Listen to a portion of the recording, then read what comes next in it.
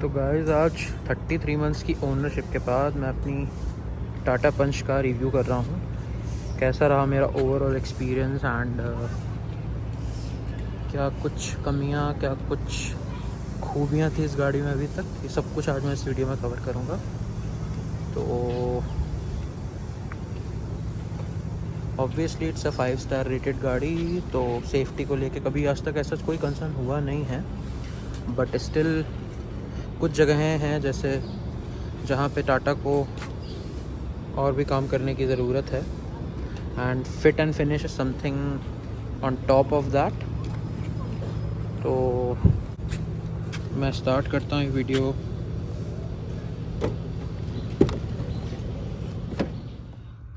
तो हम करेंगे अब गाड़ी को start with this push start and stop button.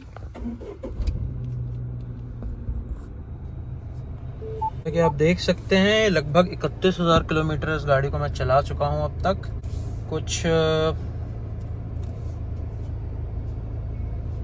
31,000 kilometre चलाने के बाद अभी तक मेरा ओवरऑल एक्सपीरियंस मैं बोलूँगा कि काफ़ी अच्छा रहा है इस गाड़ी के साथ एंड कोई ऐसी परेशानियों का सामना नहीं करना पड़ा है, बारिंग फ्यू रैंडम इश्यूज ऑब्वियसली जो किसी भी कार के साथ आ सकते हैं। तो नथिंग न्यू और nothing special with this car as such. And this is Tata Punch Accomplished, which is segment wise second top model of this car available then। अभी तो बहुत सारे ऑप्शन CNG EV वगैरह सब कुछ आ चुका है, बट ये गाड़ी ली थी मैंने जब कुछ 3-4 महीने लॉन्च हुआ था उसे। तो आते हैं, अगर बात करूँ इसकी कूलिंग की, तो cooling is decent, I won't say बहुत ज़्यादा अच्छी, क्योंकि एट टाइम्स हमें ऐसा फील होता है स्पेशली गर्मियों के टाइम पे, जब गर्मियाँ पीक पे 45-46 डिग्री टेम्परेचर पहुंच जाता है, उस वक्त वी हैव सीन की प्रॉब्लम आई है, गर्मी लगती है। उस लेवल की कूलिंग नहीं जिस लेवल पे इसको होना चाहिए, जैसे कि अदर सारी सेगमेंट की गाड़ियाँ लाइक आपकी Maruti and may be Toyota और महिंद्रा देते हैं। बट हाँ, स्टिल ऐसा नहीं, प्रॉब्लम कुछ आपको फेस करनी पड़ेगी कि बहुत दिक्कत हो रही है या बड़ी गर्मी लग रही है, nothing like that. So on that part I would say it's satisfactory. Coming to the feedback of steering, it's like makhan, जो like इसका response है while on sharp turns or when you are in hurry and you have to take sharp turns and everything, it's like super buttery smooth। and this is something this is my first car actually, तो मुझे बहुत ज़्यादा सारी चीज़ें इसके बारे में पता नहीं थी initially, but when my few of my friends actually drove this car, then they told me कि यार एटलीस्ट आज से 2.5-3 साल पहले जब मैंने गाड़ी खरीदी थी, तो उन्होंने बोला था कि काफ़ी ज़्यादा स्मूथ है इसका steering response and they actually really liked it। and now coming to the I've seen a lot of videos जहाँ पे लोगों ने बोला है कि बॉडी रोलिंग होती है वो होती है। पता नहीं, मतलब मे बी आज तक मुझे तो प्रॉब्लम नहीं आई। मैक्सिमम स्पीड आज तक मैंने इस गाड़ी की 165 अराउंड 170 के करीब खींची हुई है, करीब 2 साल पहले यमुना एक्सप्रेस वे पे, एंड कोई प्रॉब्लम नहीं आई थी। सच मैं टोटल 4-5 लोगों को बैठा के चला रहा था। हाँ, I know you must be thinking कि दुर्घटना से देर भली है, समथिंग लाइक दैट। हाँ, आई नो दिस, इसलिए regularly I don't drive that much. But हाँ, क्योंकि फर्स्ट कार थी, बहुत ज़्यादा आई वुड से कि बहुत ज़्यादा मुझे भी शौक था नया कि देखते हैं चला के। तो this is something the maximum speed clocked on this car so far। Now coming to the rest of the experience in cabin, sitting experience and all that, this is decent given the size and the segment of the car। no complaints as such। आज तक company सारी चीज़ें इसमें company fitted ही थी mostly. तो इसमें आपको alloy wheels नहीं मिलेंगे, ड्यूअल टोन कलर नहीं मिलेगा एंड रूफ रेल्स नहीं मिलेंगी unlike the top model of the car. But still उससे कोई ऐसा, those are like the things you can avoid if you don't have a budget as such। but still I would say ki you can buy if you want obviously। and coming about the very pressing part of the Punch owners, what about the average of this car?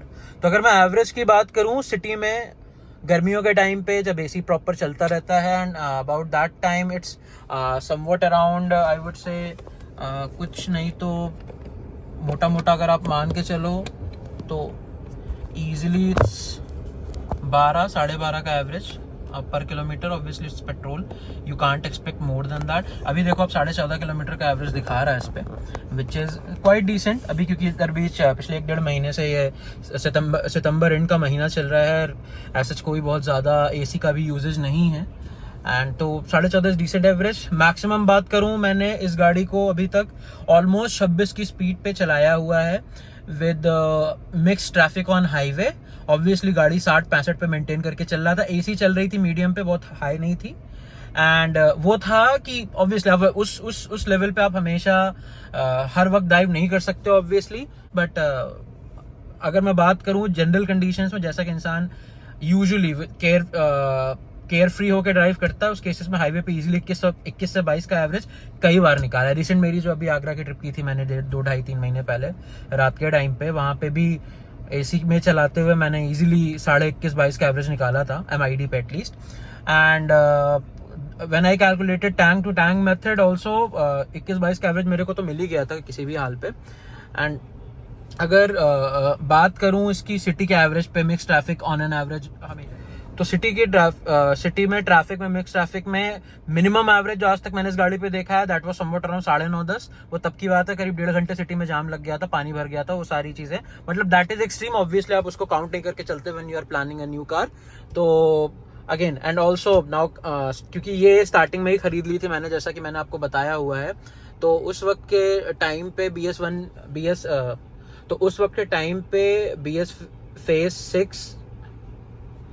वक्त के time पे BS6 phase 1 engine option ही available था। अभी तो BS6 phase 2 आ चुका है, उसका feedback काफी अच्छा है, गाड़ी का नॉइस कम कर दिया, गाड़ी और स्मूथ हो गई है, पिकअप सुधार दिया, बहुत सारे चेंजेस इन्होंने कर दिए हैं।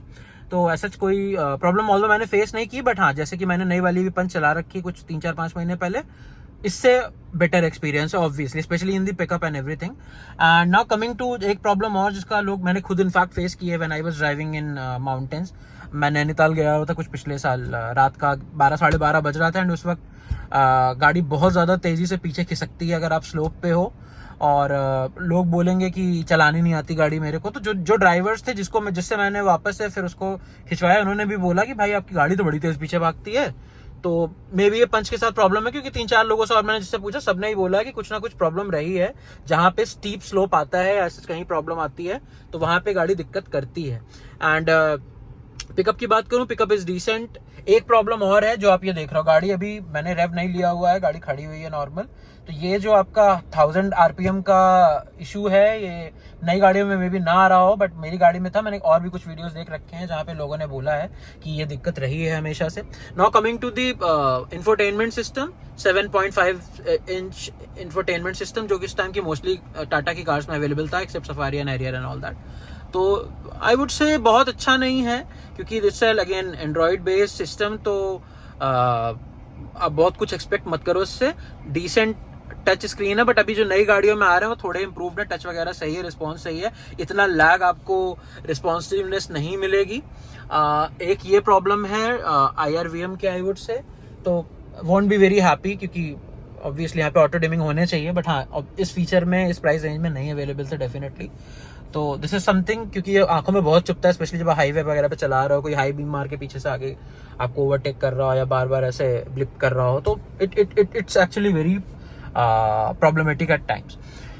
Now coming to the seat comfort and all that, तो जैसा कि इस सेगमेंट की और भी गाड़ियों के साथ रह चुका है कि चाहे नेक्सॉन की भी मैं अगर एग्जांपल ले लूं, तो बहुत ज्यादा आई वोंट से कि बड़ी सोफे टाइप एकदम कंफर्टेबल सीट्स हैं, बट हाँ लॉन्ग ड्राइव पे, क्योंकि मैंने एक एक्सप्रेस पे इसको 800 किलोमीटर तक ड्राइव कर रखा है, नॉन स्टॉप 17 घंटे गाड़ी भी चलाई when I was going to Kausani in Uttarakhand रात के 3 बजे।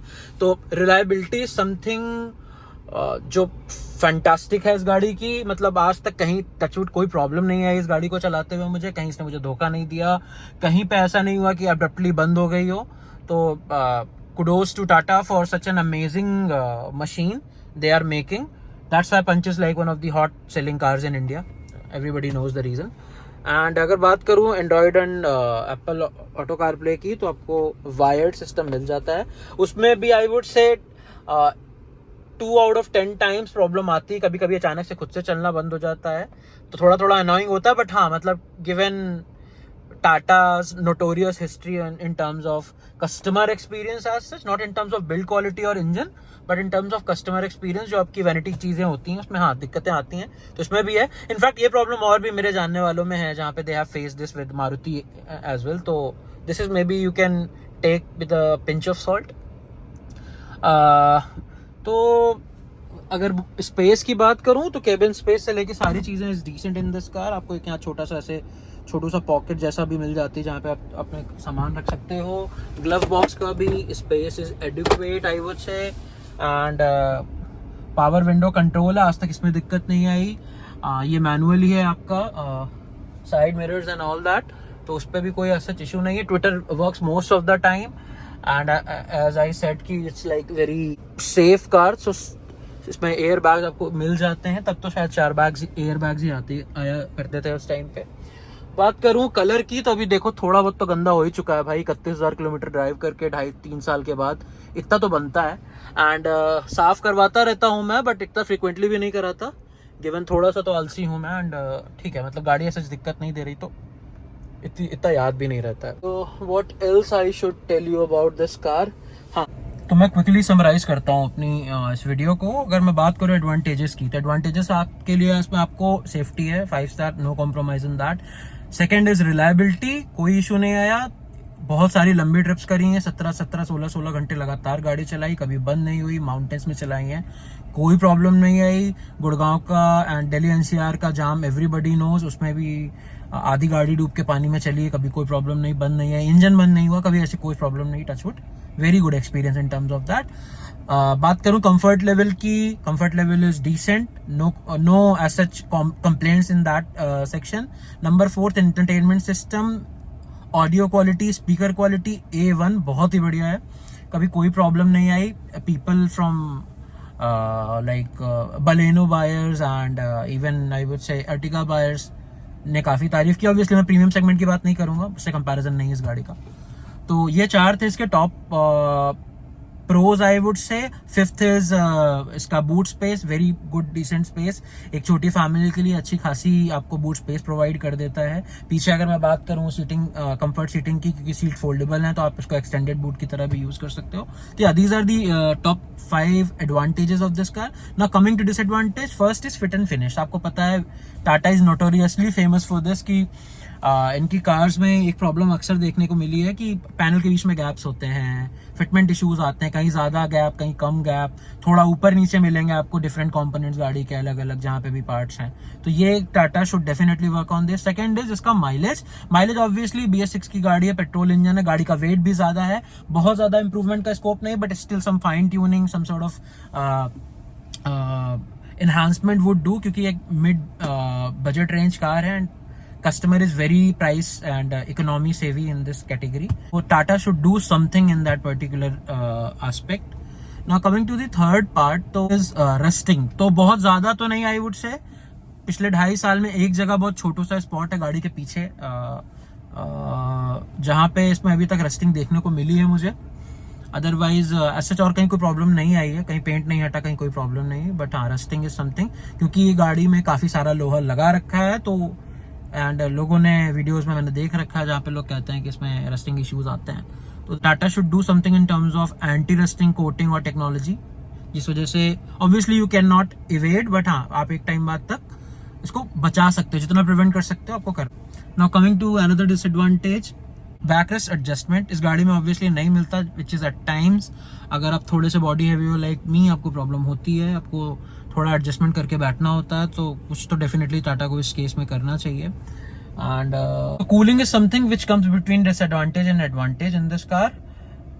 Most of the times you won't feel any problem, but जब पीक गर्मी पड़ती है फुल पे फील करने के बाद भी फीलिंग लाइक कि गर्मी थोड़ी सी तो लग रही है, until unless the car is properly cooled. तो वो मे बी टोयोटा, महिंद्रा या आपके मारुति वाली कूलिंग की बात नहीं है इसमें. Tata should definitely fix it. And इसकी अगर मैं बात करूँ इंफोटेनमेंट सिस्टम की, तो कभी कभी प्रॉब्लम आती है, ऑब्वियसली लैग करता है. एप्पल ऑटो कार प्ले वगैरह बंद हो जाता है चलते चलते अपने से. तो इनको सॉफ्टवेयर लेवल पे कुछ तो एनहांसमेंट या कुछ चीज़ें रिलायबल बनानी चाहिए। बाकी सारी चीज़ों की बात करूं तो overall very satisfied with this car after purchasing it in around 8.5 lakhs 2.5 years ago। मोटा मोटा 2.25 साल मैंने गाड़ी चलाई है। I am very satisfied. ये गाड़ी बहुत जल्दी मैं निकालने जा रहा हूँ क्योंकि I am replacing it with the new car, Tata only.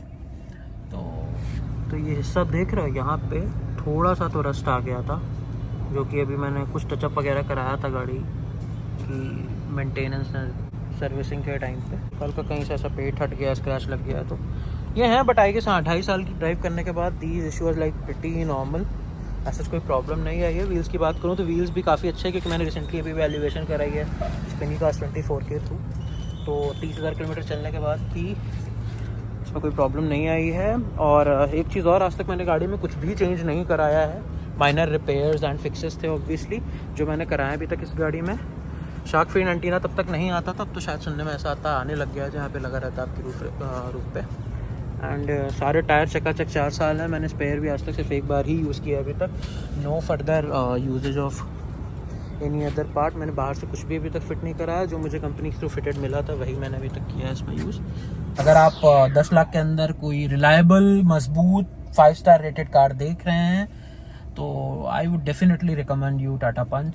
It's a feature rich car under 10 lakh rupees. You can without taking any further stress or any further thought, you should buy it. Thank you so much for watching.